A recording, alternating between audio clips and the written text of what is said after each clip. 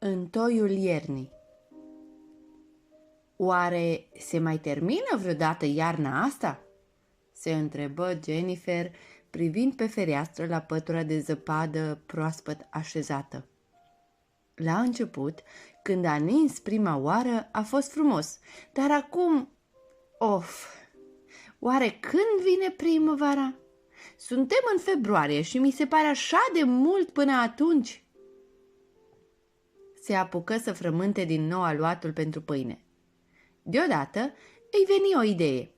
Se întoarse spre mama, care era lângă plită și amesteca în oala cu budincă și îi spuse: Mamă, trebuie să fac ceva diferit. Îmi dai voie să duc și doamnei Clemens o pâine? E o idee bună. Sunt sigură că se va bucura. Mama și Jennifer știau că vecina lor, în vârstă, se simțea deseori singură și era tare bucuroasă când cineva trecea pe la ea. Vizita lui Jennifer confirmă din plin acest lucru. Când doamna Clemens deschise ușa și o văzu pe Jennifer, fața ei păru că luminează deodată întreaga casă.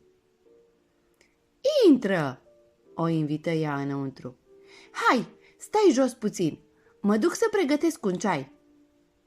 Lui Jennifer îi era ușor să comunice cu vecina ei vorbăreață. Însă, curând ea realiză că era timpul să se întoarcă acasă. Te rog să mai treci pe la mine, îi spuse doamna Clemens în timp ce îi făcea cu mâna din pragul ușii. Sper să mai pot, se gândi Jennifer. Drumul până acasă îi se păru scurt. În timp ce așeza masa, se gândea cu bucurie la timpul minunat pe care îl avusese în acea zi. Văd că ești bine dispusă, Jennifer, remarcă mama. Se pare că ți s-a înseninat ziua. Jennifer zâmbi. Era adevărat. Cu toate că afară era frig, inima ei nu mai fusese de mult atât de plină de căldură ca acum. Jennifer, hai afară să te joci cu mine! Jennifer oftă și își ridică privirea din cartea pe care o citea. Cumva îi era greu să se desprinde de povestirea interesantă pe care o citea. De ce trebuie să vină frățiorul ei mai mic și să-i strice dispoziția? O să vin imediat ce termin de citit acest capitol, îi spuse ea nu prea bucuroasă. Darrell zâmbi cu gura până la urechi. Ce găsea el atât de interesant să se joace în zăpadă? Jennifer nu putea înțelege. Ea prefera mai degrabă să stea ghemuită pe canapea și să citească o carte bună. Câteodată frățiorii mai mici puteau fi atât de nesuferiți. Ea îl iubea foarte mult, dar câteodată felul lui de a o ruga o scotea din sărite. Curând, termină de citit capitolul și era tentată să continue să citească, dar, resemnată, lăsă cartea jos. Hai, Darrell, ești gata să ieși afară? În timp ce ieșeau afară, înfofoliți din cap până în picioare, Jennifer nu-și putea lua gândul de la cartea ei, evadări palpitante în noapte, pe care cu greu o lăsase din mână. Cititul era mult mai captivant decât joaca afară în bătaia vântului năpraznic. În plus, zăpada era pufoasă și cu greu se putea face un om de zăpadă. Hai, fă și tu puțină mișcare, se încurajă ea.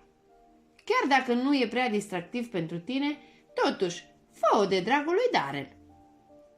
Curând, cei doi frați munceau de zor la omul de zăpadă.